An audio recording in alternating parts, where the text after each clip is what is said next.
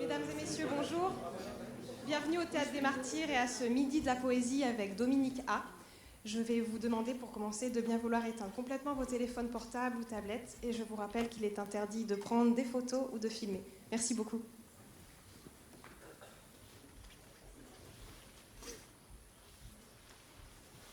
Là, c'est fini. Voilà.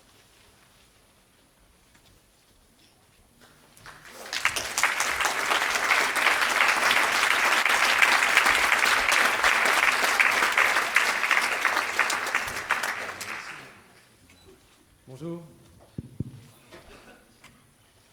Je vais commencer par vous lire un poème qui s'appelle « Cet homme ». Cet homme a une histoire qu'il veut me raconter. Il veut sans doute de l'argent, mais veut d'abord que j'écoute. Il vient de loin, renié par sa famille. Sa mère ne répond plus. Il n'a nulle part, me montre des papiers, des preuves froissées. Il a dû partir ce matin, de là où il dormait. Plus possible, plus le droit, et trop d'hostilité dans le dortoir avec les Blancs. Il vise l'Italie, moins raciste, pense-t-il, mais lui manque l'argent. Je lui en donne, et il sort de ma vie, mais n'en sort pas. Il y entre, figé par le souvenir, tandis que lui bouge, où aujourd'hui? Et il l'a dit, il n'a nulle part.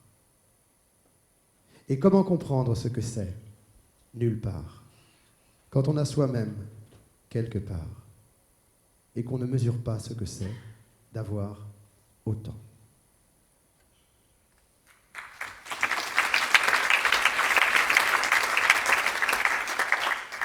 Bonjour, soyez les bienvenus ici.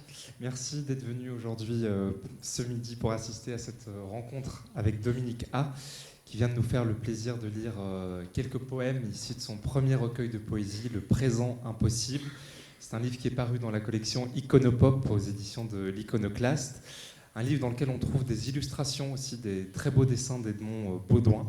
Alors sans trop de surprise, il va être question de ce recueil tout au long des 50 minutes qu'on s'apprête à passer ensemble, mais pas seulement, parce que nous sommes ici à l'invitation des Midis de la Poésie, qui est une association qui promeut la poésie depuis plus de 70 ans en Belgique, avec une idée très belle, qui est d'inviter un auteur ou une autrice, pas seulement pour parler de son œuvre, mais aussi et surtout pour parler du travail des autres, présenter les poètes et poétesses qui comptent dans leur vie et qui résonnent avec leurs propres recherches ou qu'ils ont envie de mettre en lumière parce qu'ils estiment que ces poètes et poétesses le méritent.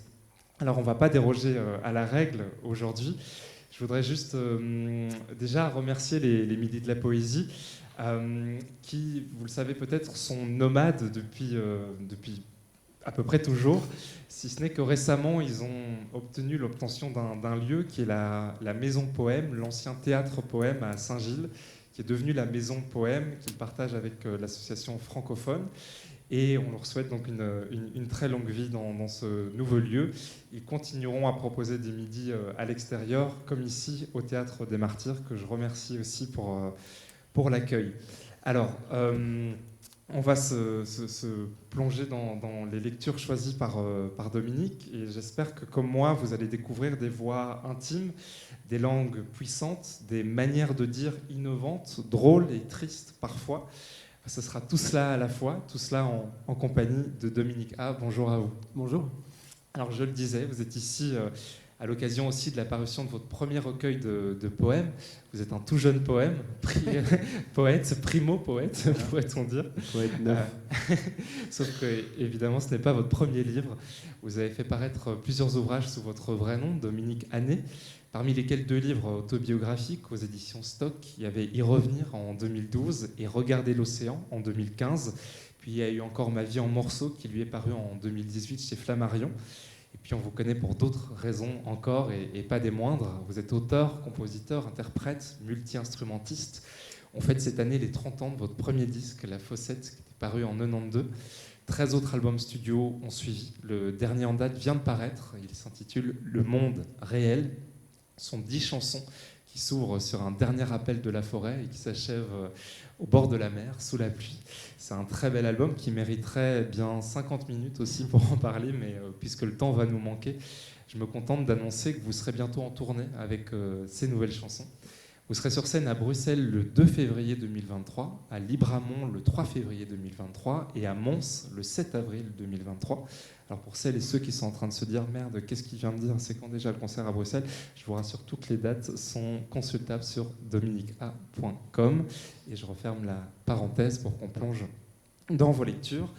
Quand je vous ai écrit pour connaître les quelques recueils importants pour vous, j'avais imaginé que vous me parleriez de la poétesse russe Marina Tsvetaeva, qui vous avait consacré une chanson et qui compte pour vous, je crois. Mais vous êtes allé dans beaucoup d'autres directions et je vous remercie pour ça, parce que pour l'essentiel, ça a été vraiment des découvertes. 3 poètes, 2 poétesses, un Polonais, un Chilien, un Français, une Québécoise d'origine Innu et une Belge originaire de Gand. Leurs noms sont Tadeusz Rosewicz, Oscar Hahn, Dominique Fabre, Joséphine Bacon et Myriam Van Ee. On va s'intéresser aux uns et aux autres dans un instant, mais juste pour commencer, je me demandais quel rapport vous entretenez avec la poésie. Est-ce que vous en lisez depuis longtemps? Est-ce que c'est une forme qui vous parle depuis toujours? Ou est-ce que ça a évolué avec les années? Non, c'est venu vraiment... c'est comme pour la littérature romancée, on va dire. C'est venu de bagnodage en librairie, à un moment donné, d'arriver dans un rayon, d'être intrigué par soit un titre, soit une couverture, et puis d'ouvrir le livre. Et c'est venu comme ça. C'est un rapport qui est finalement pas si... je dirais que ça fait une quinzaine, un peu plus peut-être. Ça fait vraiment une dizaine d'années que j'en lis régulièrement. Après, je ne suis pas un spécialiste ni un exégète de la poésie. Mais de plus en plus, j'ai senti une attraction du rayon. Et j'allais pas chercher, enfin, je vais pas chercher dans la poésie des trucs qui sont que je vais chercher quand j'écris, par exemple, des textes de chansons, ni en tant que lecteur, ni en tant qu'auteur. Donc, c'est venu quand même sur le tard un petit peu. Je crois que à l'enfance, c'était le premier rapport. C'était finalement assez classique dans la forme, très rimé, octosyllabe, alexandrin, qui est finalement une forme que j'ai conservée dans l'écriture des textes de chansons. Et dont je me suis éloigné quand je me suis mis vraiment à écrire des poèmes. Alors, parmi vos découvertes poétiques, vous aviez envie de nous parler d'une poétesse, scénariste et conteuse Innu. Elle est originaire de Pessamit, au Canada, et elle est désormais installée à Montréal. Elle s'appelle Joséphine Bacon. Elle est née en avril 1947 dans la forêt boréale canadienne. Sa vie est assez remarquable, en fait, puisqu'elle a passé son enfance... elle était en partie nomade, elle vivait avec sa communauté Innu, avant d'être envoyée en pensionnat et d'y apprendre le français. En 1968, elle débarque à Montréal pour trouver du travail. Elle n'y parvient pas vraiment. Elle vivra quelque temps dans la rue avant de rencontrer plusieurs anthropologues pour qui elle deviendra traductrice, notamment auprès des aînés Inuits du Labrador et du Québec. Elle va se former ensuite au cinéma et réalisera plusieurs documentaires sur la culture Innu. Elle a une 60aine d'années quand elle se met à écrire de la poésie. Elle publie plusieurs recueils aux éditions Mémoires d'Encrier, dont le recueil bilingue Ouyesh quelque part, qui est paru en 2018, qui a remporté de nombreux prix lors de sa publication, dont le prix des voix autochtones. C'est de celui-là dont on va un peu parler maintenant. Comment est-ce que Joséphine Bacon est arrivée jusqu'à vous? Bacon. Bacon. C'est Bacon, effectivement. On s'est entendu longtemps. Désolé, hein. Vous avez tout à fait raison de me reprendre. Et donc, comment est-ce qu'elle arrive jusqu'à vous et pourquoi vous l'avez aimée d'emblée? Elle est arrivée, disons que là encore, je bagnodais. Je traînais dans les rues de Montréal un soir et j'ai vu une librairie ouverte elle était ouverte jusqu'à 10h du soir et il y avait ce livre qui m'attendait, Ouyesh. Ça a été comme une espèce d'épiphanie vraiment dans l'épure, dans la langue. Et puis il y avait cet aspect bilingue. Alors évidemment, je ne lis pas l'Inuktitut, je pense que c'est la langue inuit. Mais j'ai vraiment cette sensation d'une porte qui s'ouvrait tout simplement, et un appel en fait.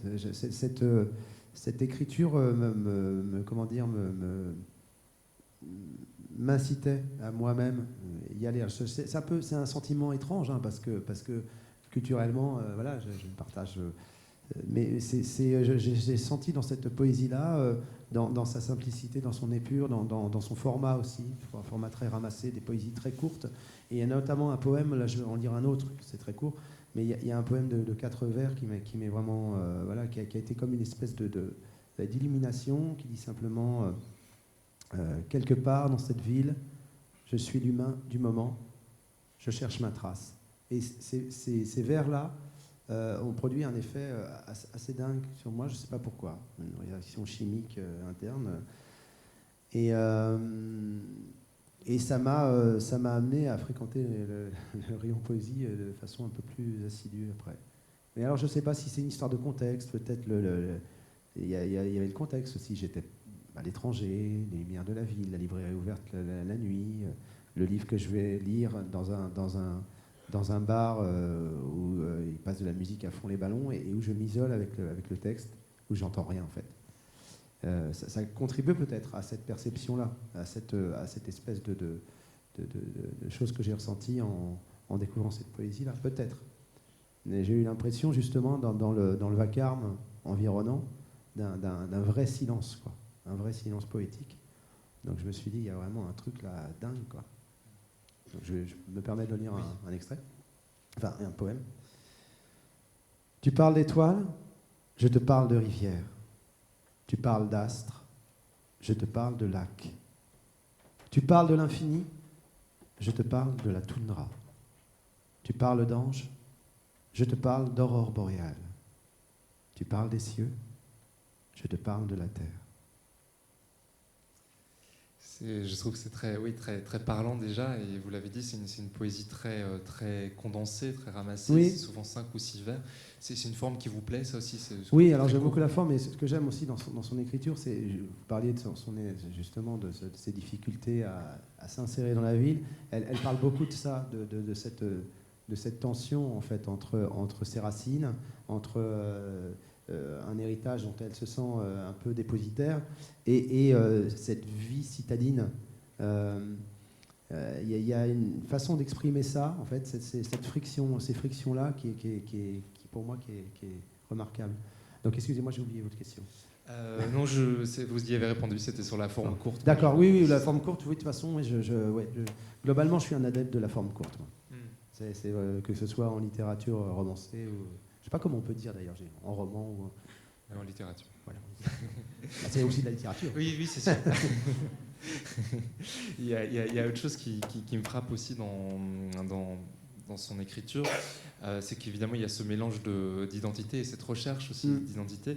Je trouve qu'elle a des mots très justes et très beaux aussi sur sa vieillesse. Oui. Il y a un court poème que je vais lire qui dit ceci: tu me donnes un instant, je réclame un moment. Tes pas se pressent, je cherche ma canne pour te suivre. Ma lenteur me sépare de toi. Et je trouve que des vers comme cela, c'est merveilleux. Elle a un sens de la formule en fait aussi. Ouais, mais sans voilà, c'est pas un truc qui pète. Ça vient se greffer très profondément. Et sur l'écriture aussi, sur l'acte d'écrire, on retrouve plusieurs pistes chez elle. Et elle évoque ça aussi, la poétesse en train d'écrire. Et il y a notamment ces vers-ci sur lesquels j'aurais envie de vous entendre. Parfois, la douleur est inspirante. Elle dicte des mots pleins de puissance. La vie peine à vivre, accrochée dans un mal-être. Au bout, la lueur ne s'allume plus. Est-ce que c'est le cas pour vous aussi? Est-ce que la douleur peut être inspirante? Est-ce qu'elle peut dicter des mots pleins de puissance ou pas vraiment? C'est une douleur rentrée, c'est une douleur qui ne dit pas son nom, c'est une douleur qui s'ignore en ce qui me concerne. C'est-à-dire que je me dis à écrire ce que j'écris, il doit bien y avoir quand même un caillou noir, quoi, mais je le fais dans la joie, moi. Donc je ne suis que joie quand j'écrit. Ça peut paraître bizarre, mais c'est un fait. C'est-à-dire que Présent Impossible, le nouveau recueil, c'était majoritairement de la joie. Ah ben, particulièrement, oui. Parce que j'exultais, en fait. Je n'en revenais pas d'être empli de tous ces mots, tous ces vers, et puis que ça se libère comme ça, de façon, comme un flux, si ce n'est continu, au moins pas contrarié par de jour en jour. Et ça c'était d'autant plus jouissif, disons le mot, que je ne me disais pas que cette facilité était due à une espèce d'aveuglement sur ce que j'étais en train d'écrire, ou sur... il n'y avait pas... on a une vision toujours très doloriste de la création artistique, et moi je me suis toujours dressé un petit peu en porte-à-faux par rapport à ça. Justement, moi, la douleur pour moi est presque est contre-productive. Quand je produis quelque chose dans la douleur, je m'en désolidarise, en fait. C'est le cas pour l'écriture de chansons et la composition Oui, aussi. oui. Après, je ne dis pas qu'il ne faut pas un peu chercher ou s'acharner, il ne faut pas forcément prendre la première piste qui se présente, mais en tout cas, l'acharnement n'est pas, bon, en tout cas, ça ne me convient pas. Ouais.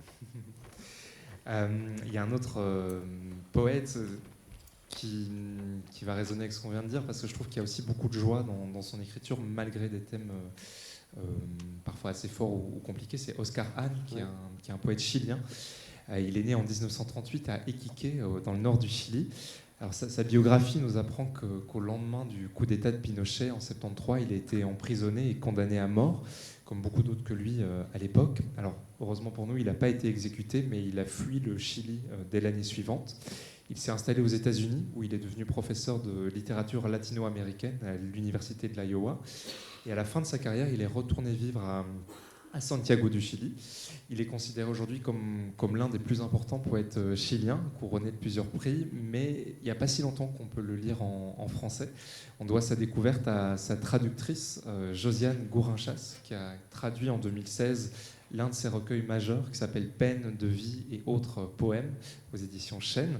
En quelques mots, quelle découverte ça a été pour vous, ce recueil d'Oscar Hahn? Alors, je tiens à préciser que ce n'est pas une espèce d'homonymie qui m'a orienté vers lui, puis je me suis rendu compte après.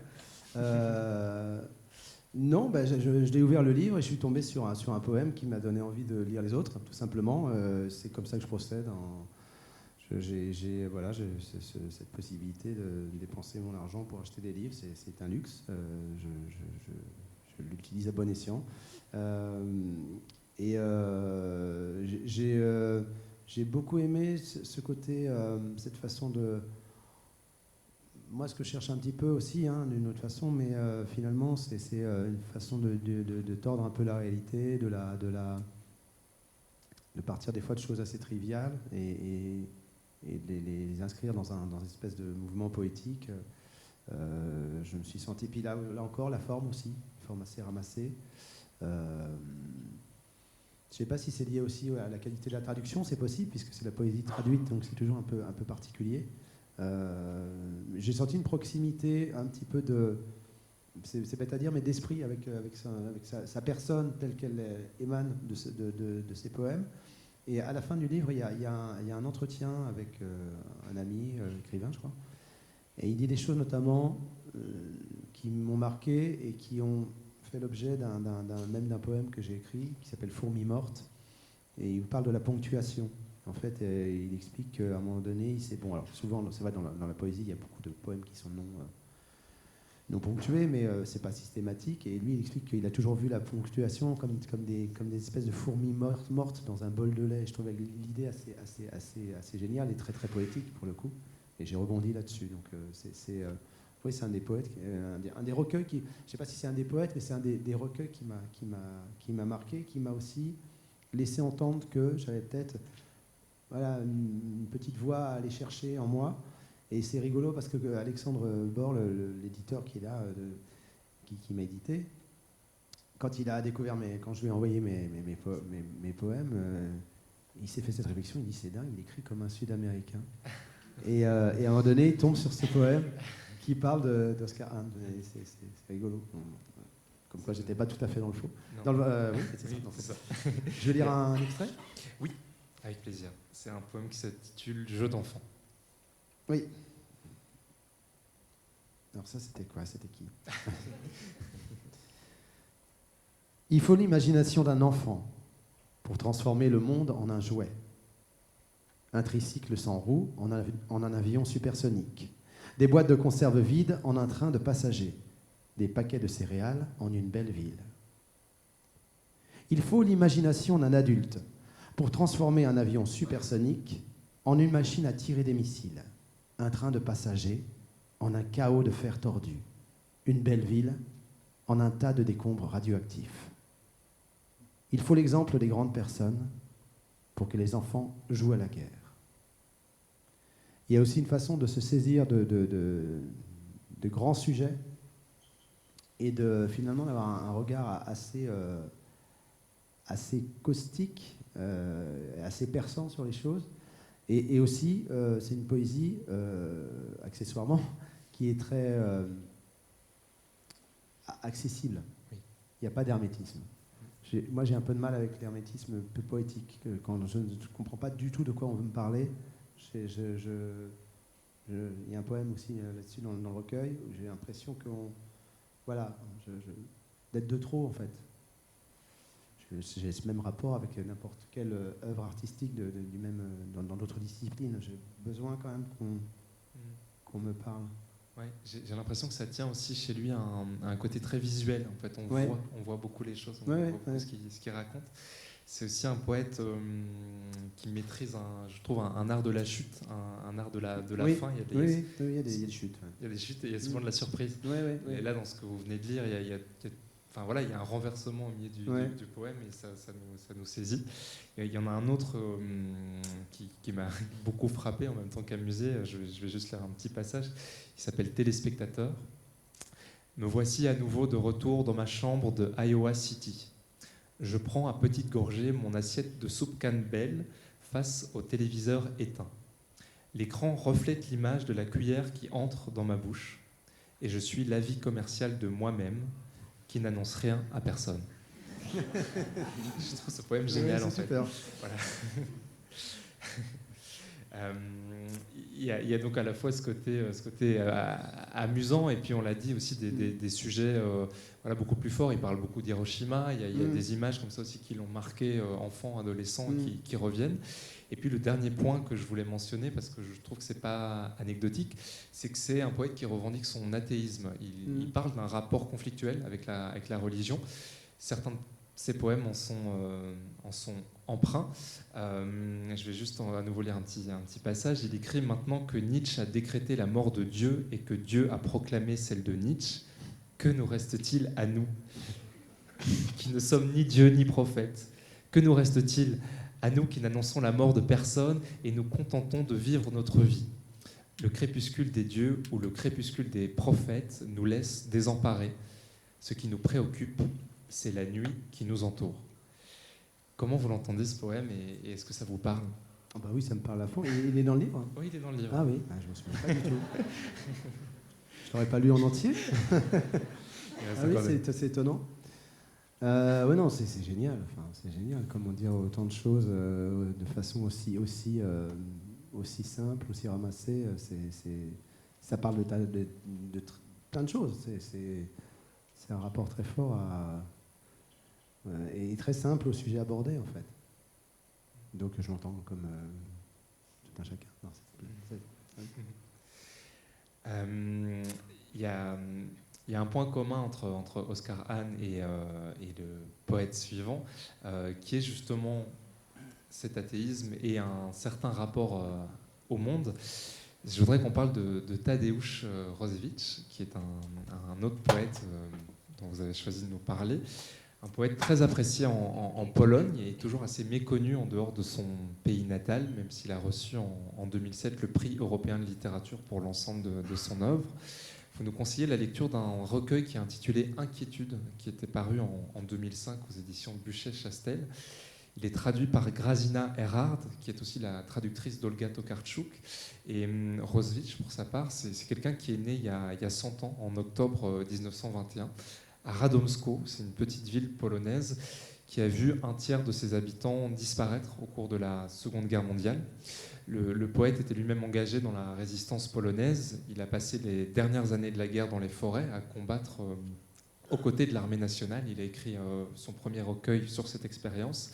Et en 1944, son frère a été assassiné par la Gestapo.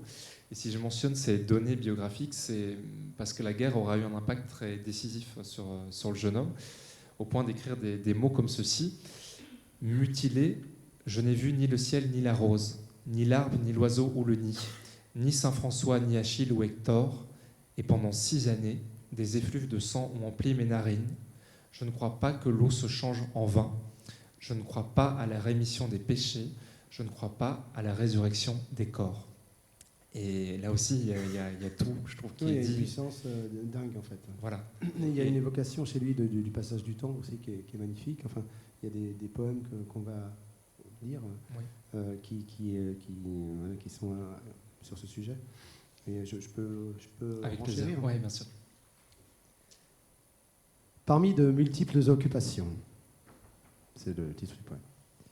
Parmi de multiples occupations d'une extrême urgence, j'ai oublié qu'il faut aussi mourir. Inconscient que j'étais, j'ai négligé cette tâche où je l'accomplissais superficiellement. Dès demain, tout va changer. Je vais me mettre à mourir soigneusement, avec optimisme et sagesse, sans perdre de temps. Et je vais en lire un deuxième, si vous oui, bien sûr. Que j'aime particulièrement, pour moi qui est un peu un modèle de... C'est un peu comme lorsque j'ai découvert Joséphine Bacon, je me suis dit c'est à ça que j'aspire en fait. Il est temps pour moi, le temps presse. Que prendre avec soi sur l'autre rive? Rien. Alors c'est tout, maman? Oui, mon garçon, c'est tout. Alors ce n'est que cela, que cela. Alors c'est là toute la vie? Oui, toute la vie. Je trouve aussi que c'est une écriture Moi, ça me remarquable. fait trembler. Ouais, a raison. C'est un poète qui est intéressant aussi au niveau de la forme, parce que cette expérience traumatique dont on parlait pendant la Seconde Guerre mondiale lui a... c'est ce qui est raconté dans la préface, en tout cas, lui a vraiment fait changer d'état d'esprit. Il s'est dit qu'après une expérience pareille, en fait, la vie et la poésie ne pouvaient plus jamais être pareilles. Mais elle était possible. Voilà, c'est ça, mais elle était possible. Et donc, d'un point de vue très concret, très formel, il a abandonné les rimes, il a oublié un peu le découpage en strophes, il est allé vers une poésie plus libre. Et je trouve que ça, c'est un exemple aussi de ce qu'on peut faire en poésie quand on s'affranchit. Et puis après, justement, après le traumatisme, j'ai jamais compris la phrase d'Adorno par rapport à la poésie et Auschwitz, comme quoi après Auschwitz, la poésie n'était plus possible, qui était démenti par le fait qu'une rescapée comme Charlotte Delbo a transmis son expérience du camp en poème. Qu'il y a le chant, je ne sais plus le nom le chant un long poème sur la Shoah, en fait. Je suis désolé, le titre m'échappe. Donc voilà, c'est une phrase qui m'a toujours pas mal dérangé. Oui, et en même temps, il pose aussi la question dans le recueil. Il y a un poème où il y a juste 4 vers qui disent « Est-il possible d'écrire sur l'amour en entendant les cris des humiliés et des assassinés? Est-il possible d'écrire sur la mort en regardant les frémousses des enfants ?» Et je trouve que ça pose une question qui en fait reste valable à d'autres époques. Et en lisant le présent possible et en vous écoutant depuis longtemps, j'ai l'impression que c'est quelque chose que vous parvenez assez bien à faire. C'est-à-dire qu'on vous sait assez inquiet du monde dans lequel on vit. Ouais. La question de la transformation du paysage, du saccage de la nature, du désastre écologique apparaissent depuis longtemps dans votre œuvre et encore tout récemment sur le nouvel album. Et pour autant, j'ai pas l'impression que vous êtes enclin au désespoir. Donc je me demandais comment on fait pour poser un regard lucide sur le monde sans sombrer. Moi, je n'ai pas de regard lucide, hein. Je n'ai pas de regard du tout, je dirais. Moi, quand on me demande quelle est ma vision du monde ou mon regard sur le monde, qu'est-ce que tu veux que je raconte? J'ai pas de... C'est justement prendre un titre comme Le Monde Réel, c'est interroger cette idée de la réalité, mais pas du tout... Il y a un truc, en tout cas, que je ne pourrais jamais aborder, et que je me refuse à aborder, c'est l'idée c'est le sujet de la souffrance physique. Je trouve que c'est compliqué, extrêmement... pour moi, c'est inabordable. C'est un endroit où il n'y a pas de mots. Donc,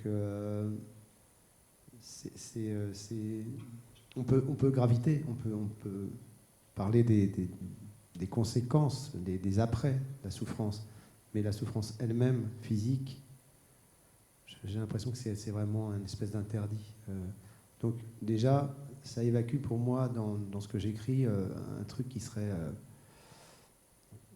qui contaminerait l'écriture dans son ensemble. Donc je pense que tout simplement, en tout cas par rapport à mes chansons, dans le recueil de poèmes, il y a un peu d'humour. Donc les choses sont évoquées, puis il y a des sujets un petit peu banals aussi qui sont abordés. Donc c'est pas pareil. Dans les chansons, c'est contrebalancé par rapport à la musique. La musique vient finalement tout enrober, tout adoucir et donner un petit peu finalement d'apporter une forme de réconfort.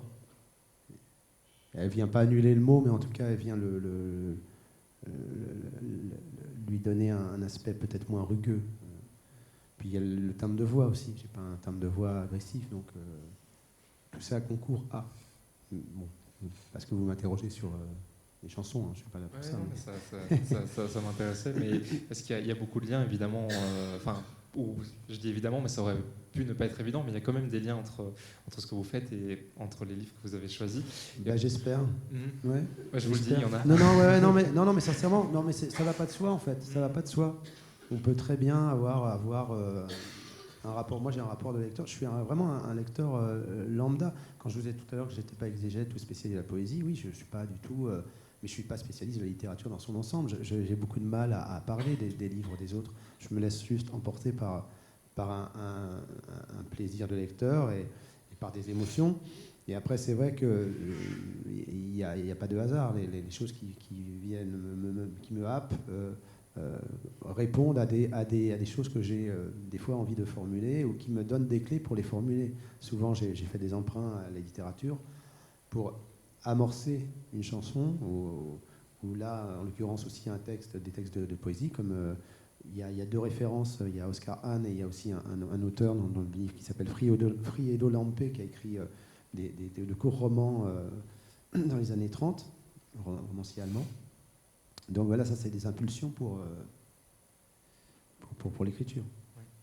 Et parmi les liens que j'ai trouvés entre cette sélection de livres et les vôtres, il y a quand même pas mal de poèmes, et pas que chez Rosewicz, mais entre autres chez Rosewicz, qui parlent du rapport aux autres. Il a des mots très beaux sur le fait qu'il avait du mal à communiquer avec les autres et qu'en même temps les autres lui ont permis d'écrire aussi ce qu'il a écrit. Et j'avais envie de vous entendre sur ça, parce que dans beaucoup de vos chansons et dans vos livres et encore dans Le Présent Impossible, il y a souvent un rapport à la solitude qui est évoqué. Je voudrais juste lire, avant de vous entendre, un tout petit poème qu'on retrouve dans Le Présent Impossible, votre recueil. C'est un poème à propos d'une petite maison. Vous écrivez « Je l'ai meublée, j'y dors parfois. Il n'y a pas d'arbres autour, pas de jardin. Elle est un lieu pour s'isoler, où je suis seul vraiment. Elle accueille cette solitude, elle en prend soin, comme de toutes celles qu'elle a déjà irriguées. Elle écoute les rires enfouis en elle, les pleurs séchés, les quelques mots encore vibrants entre ses murs. » En fait, j'adore ce poème parce qu'il y a la solitude et en même temps, il y a la trace des autres qui étaient là avant. Et donc, il y a les deux en même temps, en fait. Oui. Ben, il y a aussi un poème qui est sur un autre terrain, mais qui évoque le rapport aux autres en tant qu'artiste. un poème qui s'appelle Aveu pathétique, qui évoque un peu ce dont vous parliez par rapport à Rossevich, à savoir le besoin d'isolement et en même temps la nécessité d'aller vers les autres, et c'est cette tension qu'il peut y avoir. Qu'est-ce qu'on va chercher chez les autres, qu'est-ce qu'on va fuir des autres qu'est-ce qu'on fuit des autres en écrivant. Donc cette espèce de contradiction, comment elle s'exprime dans un parcours artistique. Et j'ai l'impression qu'elle s'exprime de façon un petit peu continue chez moi, en tout cas. Mais bien sûr, oui. Moi, là encore, une formule qui m'a toujours... c'est l'enfer, c'est les autres.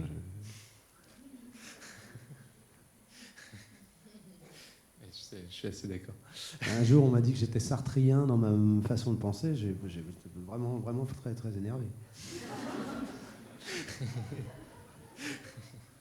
Pour finir peut-être sur le rapport aux autres, j'aimerais que vous nous lisiez un dernier poème de Tadeusz Roswitz qui s'intitule Complément. C'est un poème qui se passe de commentaires. Donc je me demande s'il n'y avait pas 2 pages, je ne sais pas. Peut-être. Juste... Oui, tout à fait. Ouais, hein. Juste pour qu'il ne manque pas la fin. C'est ça. C'est pas d'un père. Cette face tournée vers les gens, peu distincte, changeante et contrefaite, donne une idée de ce à quoi je ressemble. L'autre face, que nul ne connaît, qui jamais ne verra la lumière, que jusqu'à la mort et après la mort, les autres ne toucheront pas. Cette autre face, de moi uniquement connue, vit cachée, mais influence la face non cachée. Et à travers elle, entre en contact avec les gens. Qui étonné, qui amusé, qui terrifié, s'écrie « D'où cela a-t-il bien pu lui venir ? Cela ne lui ressemble pas. Ce n'est plus le même homme. » À l'image connue s'ajoute un trait nouveau équivoque qui surprend et apporte un complément. J'aimerais qu'on aborde maintenant un écrivain et poète français qui porte le même prénom que vous et qui partage, me semble-t-il, un certain nombre de thèmes de prédilection avec vous. Il parle des villes périphériques, des micro-événements du quotidien, du temps qui s'écoule, des questionnements sur l'existence et aussi, et peut-être surtout, le retour à l'enfance. C'est un homme qui s'appelle Dominique Fabre. Il est né en 1960 à Paris. On lui doit de nombreux romans parus chez Fayard et aux éditions de l'Olivier. Mais c'est son premier recueil de poèmes que vous vouliez nous présenter ce midi. Son titre est éloquent, il s'appelle juste Une enfance. C'est paru aux éditions de l'Attente en 2021. Et peut-être pour commencer à en parler, j'aimerais que vous nous lisiez un extrait. Je cherche un flocon de neige. Il se cache sous la peau, dans nos yeux, sous nos doigts. Je cherche à revenir au bord du monde, par un chemin détourné. La route d'Ira voir, ou bien le long de la Cité Bleue, où ils promènent leurs chiens à Gennevilliers. Je voudrais avoir 15 ans à nouveau, juste un peu, pour voir ce que ça fait. Je voudrais être femme et tomber amoureuse, et porter un enfant, une fille comme toi, un garçon comme toi. Et surtout retourner sur le chemin de l'école, retourner à l'envers, tendre les mains au poêle à bois, avant de réciter la rengaine qui tord les doigts de Nadino, donne la chiasse à Hervé et fait rougir Lucie de partout à la fois. Je voudrais retrouver ma mère sur le quai de la gare de Lyon. Je voudrais avoir plus de poids, lui coûter moins d'argent, lui causer moins d'emmerdements, sourire dans le mauvais temps qui nous emporterait loin d'ici ou de là. Alors c'est pas son premier recueil de poésie, hein. Il en a écrit quelques-uns. Avant tout, Dominique Fabre est romancier.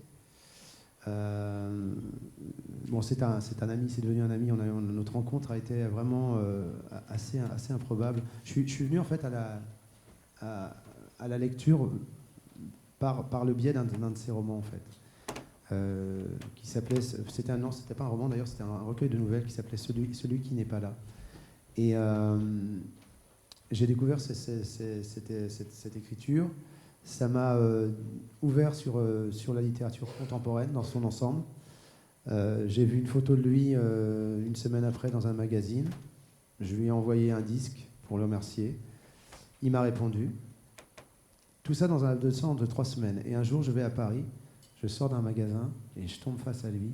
Et je le reconnais, parce que j'avais vu sa photo en médaillon. Je lui ai dit, vous êtes Dominique Fabre? Il m'a dit oui. Et après, on a été boire des coups. Et c'est assez incroyable. Et j'adore ce qu'il écrit. Sa poésie, c'est très... Alors, il y a un petit côté Prévert, en fait, un petit côté poésie très simple du quotidien, avec la sensation d'une déchirure permanente, qui est aussi dans ses romans. Et une façon de la formuler, parfois un peu naïve, mais une naïveté qui n'est jamais surjouée ou mise en scène, en fait. C'est simplement, des fois, énoncer les choses de façon la plus droite et la plus simple possible. Donc c'est une autre façon encore d'écrire. C'est pas la même chose que les autres poètes qu'on a évoqués. Mais voilà, moi j'y trouve aussi mon compte. C'est une écriture qui me touche beaucoup et chaque livre est bon en fait chez Dominique Fabre. Il y a pas là il vient m'envoyer son dernier livre qui s'appelle 3 passagers sur des destins de gens déracinés. C'est extrêmement prenant et juste. Il y a une grande justesse dans son écriture qui est à la fois dans ses romans et dans ses poèmes. Et dans ses poèmes, il y a une voix un petit peu plus justement. Alors effectivement, là, le recueil s'appelle Une enfance, mais il y a cette idée de la voix de l'enfance est plus sensible encore. Et on sent vraiment en permanence une déchirure qui s'exprime pas de façon, c'est pas une flaque, quoi. C'est très beau. Je suis vraiment d'accord avec vous sur le mot de justesse, c'est bien choisi, quoi. C'est qu'on a l'impression que ça vient de quelque part, d'un endroit très sincère. Quoi. Et c'est un auteur, j'en parlais hier avec je faisais une lecture musicale avec des amis à Paris et on a parlé de Dominique et avec un spectateur et il me disait très justement que pour lui c'était un des plus grands auteurs francophones mais qu'il n'avait pas la reconnaissance parce qu'il ne fait pas de vagues, en fait. Il ne fait pas de bruit. Il est prof, quoi. Oui, être prof n'empêche pas le talent. On va se faire des copains. Hein. Peut-être pour qu'on l'entende encore un peu, on mentionnait son enfance, il en parle de manière assez directe dans ce recueil-là, en tout cas. Il a grandi dans un foyer d'accueil et il a des mots parfois très durs pour ses parents, mais aussi des mots très tendres pour des gens qui l'ont entouré quand il était enfant. Alors si vous le voulez bien, il y a un deuxième petit extrait qu'on a sélectionné, qui est celui-là, et que je trouve vraiment très touchant. Voilà, je vais rien dire, on va l'écouter. De père n'aurait pas eu. Non, pardon, oui. De père n'aurait pas eu. N'en aurait aucun besoin. De mère à peine, non plus. Mais les vieux caramels de la mémé Sonza et les yeux géants de Monsieur Novell sous ses lunettes me manquent depuis toujours, de plus en plus souvent. Ma nourrice Jeanne Boquet est morte hier soir. Elle s'est occupée de nous dans nos jeunes années, de ma sœur et moi à Pringy, Haute-Savoie, dans une maison dont le portail rouge minium, puis noir de suie, devait toujours rester fermé. Les autres n'ont pas à voir ce qui se passe chez moi. C'est ce que braillait son mari avec sa grosse voix. Et je crois qu'en fait, elle était assez d'accord avec lui sur ce point-là. Elle travaillait énormément, ma chère nourrice. Elle avait les yeux brûlants, un nez bien découpé. Lui était un petit blond trapu aux yeux très bleus de Savoyard. Comme le temps file, on va déjà passer à la dernière poétesse du jour et à la poésie de notre plat pays, puisque vous avez choisi de nous parler de Myriam van Ee, qui est une poétesse flamande. Elle est née en 1952 à Gand. Elle est diplômée en slavistique, et donc elle est aussi traductrice et professeure de littérature russe. Elle traduit en néerlandais la poésie d'Ossip Mandelstam et d'Anna Akhmatova. C'est aussi une figure majeure de la poésie flamande, bien qu'on la connaisse assez mal du côté francophone. On peut la lire quand même en français grâce au traducteur Philippe Noble et grâce à Francis Danemark aussi, qui avait été la dénicher, la traduire dans la collection Escale du Nord aux éditions Le Castor Astral. Et vous avez choisi de nous parler aujourd'hui d'un recueil qui s'intitule La cueillette des murs. C'est un recueil qui date de 2006. Qu'est-ce qu'on trouve dans ce livre ou qu'est-ce que vous y avez trouvé ? Mais c'est un peu comme Dominique Fabre, là c'est le livre qui m'a ouvert à la poésie contemporaine. Pareil, par hasard, en ouvrant le livre, en me disant tiens, des poèmes. Et une envie une envie de lire ça, cette voie-là. Et c'est vraiment le recueil qui m'a orienté vers le rayon poésie, parce que je trouvais qu'il y avait une façon, je sais pas, elle évoque très bien les glissements de la lumière, la façon dont la lumière circule, la façon dont le quotidien est en quelque sorte transfiguré par les mouvements de la lumière. Et moi, c'est ce que je ressens, hein, c'est le souvenir de lecteur que j'en ai. Et je l'ai relu il n'y a pas très très longtemps. Et quand vous m'avez proposé de suggérer des noms, j'ai pensé à elle immédiatement, non pas par démagogie en me disant je vais venir à Bruxelles, mais parce que c'est vraiment le premier livre, La Cueillette des Murs, au Castor Astral, qui m'a donné envie de lire la poésie contemporaine. On peut l'écouter peut-être. Oui. Il est question de lumière, c'est pas... Une lumière d'une autre saison, crémeuse et blanche, est entrée dans la pièce et glisse, lentement sur l'armoire. La théière russe, elle tombe sur la photo d'une famille, un jour d'été, autour de la table. Gâteau, limonade, à gorgée lente. Ce qui console n'est pas la lumière. L'important, c'est qu'elle change, disparaît et revient. D'où que vienne le chagrin. Je trouve ça assez magnifique. C'est une poétesse des paysages aussi, Oui. effectivement, de l'attention portée. Tout à fait, et quelque chose d'assez diaphane et de très doux, de très feutré, comme le sfumato un peu sur les toiles. Ça nimbe vraiment son écriture. Et elle fait aussi des associations d'idées étonnantes. On va bientôt finir, moi je voudrais juste lire un dernier petit paragraphe qui dit ceci. L'île se colorait de sombre, de gris, puis soudain de vert vif, comme on rougit. Et j'ai compris que jadis on ait adoré le soleil. C'était comme de recevoir l'attention de quelqu'un, même s'il en était tout seul. Et je trouve que elle va chercher des idées qu'elle imbrique dans ce qu'elle voit, et c'est assez phénoménal. Oui. Donc magnifique recueil encore une fois. J'espère que vous avez les bourses bien garnies. Ça passe toujours beaucoup trop vite, mais on arrive déjà à la fin de cette rencontre. Il y a encore 2 poèmes tirés du Présent Impossible que j'avais envie qu'on entende. Oui. Il y en a un qui s'appelle le Prix des jours, et celui-là je voulais qu'on l'entende parce qu'il résonne très fort avec celui de Myriam Vanet qu'on vient d'entendre. Je propose qu'on lise celui-là, et puis on pourra peut-être finir avec un dernier.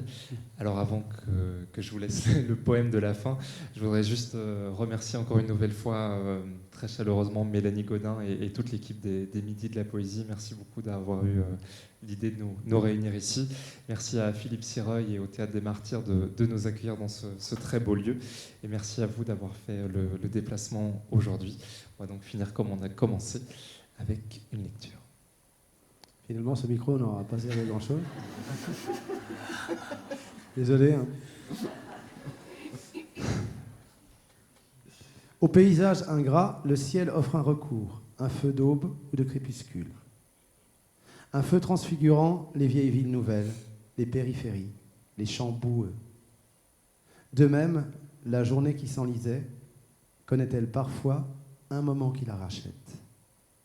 Et quand on sait le prix des jours, même les plus délavés, on se demande qui paie, qui, puisque Dieu, non, pourrait nous payer l'aube ou le crépuscule.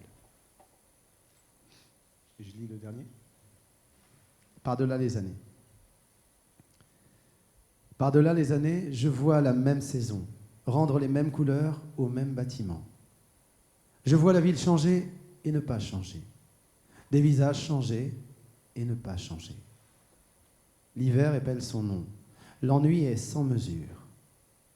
La musique ne bouge pas, et pour rien au monde, on ne voudrait lui ajouter ni lui retirer une seule note. Merci beaucoup. Merci beaucoup. Merci Romain. Merci à vous.